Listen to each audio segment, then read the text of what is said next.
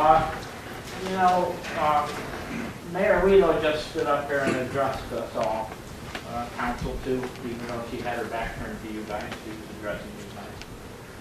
And she said that South Euclid, we won't recognize South Euclid anymore because of all this stuff that's going on and everything. And you know, I just happen to have here a copy of the Sun Messenger article in my hand from Thursday, October 21st, 2004.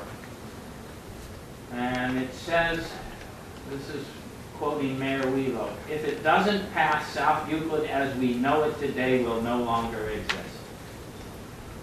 So that's the same thing you told us 5 years ago when you wanted a 0.5% tax increase, which you got.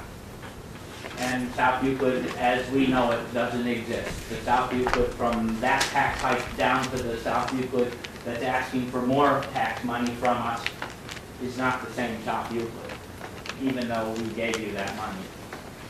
Now, you know, there are other things in this article that you said, and I've said them a couple of times, but I got to say them again.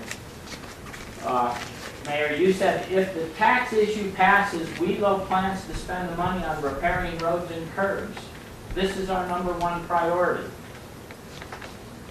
It obviously wasn't a #1 priority, but you used that phrase in the paper after that tax increase didn't pass one time.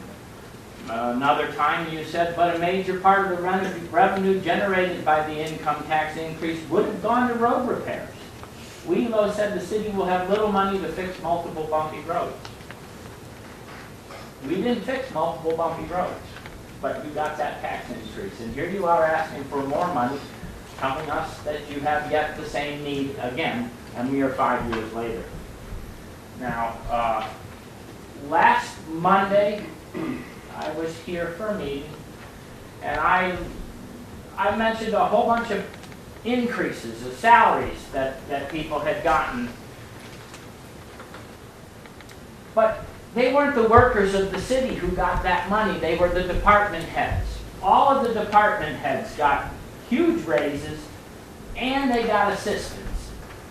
We've created, I think, somewhere in the neighborhood of 8 or 9 new administrative positions under the Wheelo administration. Those are the positions I was talking about. I'm not talking about the cats that are out there cleaning the sewers and cutting the grass and stuff. I'm talking about we have new assistant this, new assistant that, new assistant this, new assistant that. And, you know, it costs a lot of money to have an assistant for every darn position in the city. And case in point, now I do not have the 2010 pay, but we created an assistant fire chief in 2005. Minus this year's pay, that new position has cost us $337,662. We created an assistant police chief. Minus this year's pay, that position has cost the city $337,662. We have created the director of community relations and clerk of court. That new position has cost the city $291,250. We have a new position called the director of the community center. That position has cost us $205,534. On and on and on. 1 minute. Okay. A letter from a resident. Miss Wheelo, I've been a resident of South Euclid for 25 years. Grew up in University Heights. I've been following the course of the city for some years now, and I have grave concerns for the future of South Euclid. To say I feel as though the city does its business with little regard for the cost, will, or the impact it has on our living standards is putting it too mildly. I have very little faith in the leadership of the city, and in light of the recent events discussed at the last council meeting, I have lost my will to help.